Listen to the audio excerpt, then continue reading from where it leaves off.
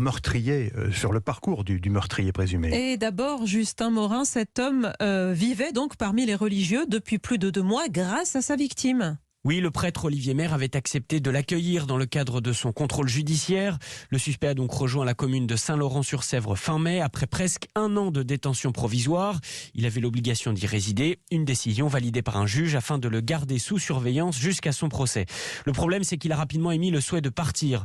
La victime l'a d'ailleurs signalé aux gendarmes, initiative qui aurait bousculé psychologiquement le suspect. Il a ensuite été hospitalisé pendant 1 mois pour des troubles psychiatriques. Il est revenu vivre parmi les religieux il y a un peu plus de 10 jours. Alors est-ce une vengeance à l'égard de celui qui l'a signalé à la gendarmerie? Un accès de folie? Une enquête préliminaire pour meurtre a été ouverte. Alors Justin, on a entendu beaucoup d'élus d'opposition qui ont dénoncé le laxisme de l'État et de la justice dans la prise en charge de l'individu. Quelle était précisément sa situation? Alors c'est un homme de nationalité rwandaise, âgé de 40 ans, arrivé en France en 2012, mais le statut de réfugié lui a toujours été refusé. D'après le ministère de l'Intérieur, il a été la cible de 3 arrêtés de reconduite à la frontière émis par un préfet.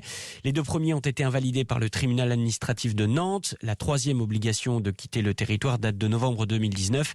Le suspect a de nouveau fait recours, mais de toute façon, en attendant son procès suite à l'incendie de la cathédrale de Nantes, il ne pouvait pas être expulsé. Une décision pénale, celle de son contrôle judiciaire, ayant la priorité sur une décision administrative.